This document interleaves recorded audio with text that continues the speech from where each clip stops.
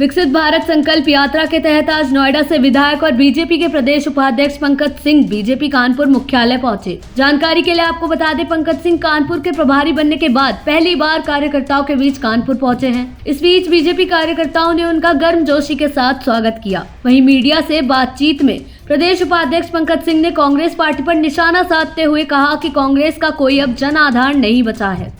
Congress party पर कटाक्ष करते हुए उन्होंने आगे कहा कि कांग्रेस पार्टी देश की भावनाओं के विपरीत हमेशा काम करती है। वहीं भाजपा की जीत के बाद इंडिया गठबंधन के बिखराव के सवाल पर पंकज सिंह ने कहा कि विपक्ष का इंडिया गठबंधन कब तक चलेगा ये जल्द नजर आ जाएगा। वहीं प्रदेश उपाध्यक्ष पंकज सिंह ने अखिलेश द्वारा ईवीएम पर उठाए गए सवाल पर कहा कि सपा और कांग्रेस का ये कोई नया खेल नहीं है। जब जहां वो चुनाव जीते वहां ईवीएम को सही मानते हैं, लेकिन हार के बाद ये देश की व्यवस्थाओं पर प्रश्न चिन्ह लगाने का काम करते हैं। इसी के साथ नोएडा से विधायक पंकज सिंह ने और क्या कुछ कहा, आइए आपको सुनवाते हैं।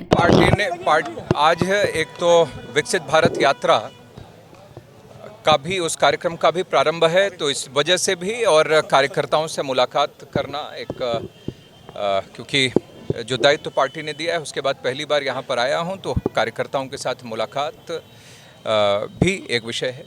क्या तिरंगा भाजपा कांग्रेस की तरह तिरंगा यात्रा, तरह भारत संकल्प यात्रा करने जा रही है? नहीं, कांग्रेस का कब सरोकार रहा है देश हित से? कांग्रेस तो कभी भी, आज की कांग्रेस के बारे में मैं कह सकता हूं कि वह देश के लोगों की भावनाओं के विपरीत हमेशा चलते हैं। और जहां तक रही तिरंगा यात्रा की बात, तो लंबे समय से भारतीय जनता पार्टी तिरंगे के प्रति अपना सम्मान व्यक्त करती रही है और ये यात्रा हम लोग समय समय पर करते रहते हैं। लेकिन ये जो विकसित भारत यात्रा है, यह जनता को जो सरकार की योजनाएं हैं उसका लाभ लोगों को मिल जाए, इस वजह से सरकार के द्वारा ये यात्रा चालू की गई है, जिसमें अधिकारी खुद कुछ विभाग, उसके नोडल विभाग बनकर लोगों को सरकार की योजनाओं का लाभ पहुंचाएं। इस वजह से ये यात्रा प्रारंभ की गई। उत्तर प्रदेश में भारतीय जनता पार्टी का क्या अनुमान है, कितनी सीटें लाएगी? भारतीय जनता पार्टी, इतना मैं कह सकता हूं कि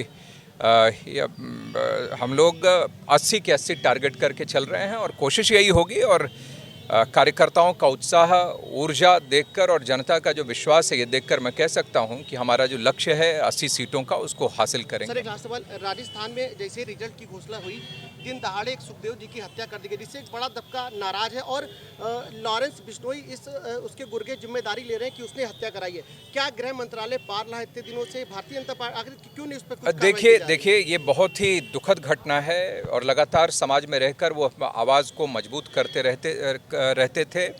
लेकिन जो ये उनकी हत्या जो हुई है, मैं कह सकता हूं कि लंबे समय तक उनको धमकियां मिल रही थी, लेकिन कांग्रेस की सरकार ने हमेशा उससे मुंह मोड़ा और अब उनको कोई सुरक्षा मुहैया नहीं कराई थी। ये पूरी जिम्मेदारी कांग्रेस के सरकार की थी। लेकिन अब भारतीय जनता पार्टी की सरकार है और मैं विश्वास के साथ मैं कह सकता हूं कि भाजपा की सरकार होने पर ये जो भी ये सीना तान कर जो इसकी जवाबदेही, ये इसकी जिम्मेदारी जो ले रहे हैं, जांच के पश्चात निश्चित रूप से कड़ी कार्रवाई ऐसे लोगों के ऊपर होगी। और अपराध और अपराधी अब राजस्थान में जो शरण लेकर कांग्रेस की सरकार में बैठे हुए थे, अब भारतीय जनता पार्टी की सरकार में वो बुलडोज़र ऐसे अपराध और अपराधियों के मंसूबों को ध्वस्त करेगा। इतना मैं बहुत भरोसे और विश्वास के साथ मैं कह सकता हूँ। जी, 3 राज्यों में कांग्रेस की सरकार चली गई है, अब क्या हुआ? जो महागठबंधन बना हो उससे तमाम जो पार्टियां जुड़ी है वो टूटने की कगार पे आ गई। आपका क्या कहना है? देखिए, ये कांग्रेस के साथ ये गठबंधन तो लंबे समय से मैं कहता रहा हूँ, हमारा नेतृत्व भी कहता रहा है, ये कोई भी इनका कोई पॉजिटिव एजेंडा नहीं है, कोई कंस्ट्रक्टिव कोई ऐसे विचार नहीं हैं और ये सिर्फ और सिर्फ ये सतही रूप से ये गठबंधन करने का इनका है। लेकिन वह गठबंधन कब तक चलेगा, इस पर हमेशा से संशय व्यक्त किया जा रहा था और वह चुनाव आने से पहले ध्वस्त होने लगा है, बिखरने लगा है। तो इस पर कोई कमेंट मैं नहीं करूंगा। इतना कह सकता हूं कि भारतीय जनता पार्टी तेजी के साथ आगे बढ़ रही है। मोदी जी तीसरी बार प्रधानमंत्री बनेंगे और 2014 और 19 से भी कहीं ज़्यादा सीटें लेकर प्रधानमंत्री मोदी जी बनेंगे। एक बार फिर से अखिलेश यादव ने ईवीएम पर सवाल उठा दिया, अमेरिका जैसे चुनाव करने की बात कही डाली, इस पे क्या कहना है? ये तो जब इनकी सरकार 2012 में बनी थी तब ईवीएम इनको ठीक लगता था।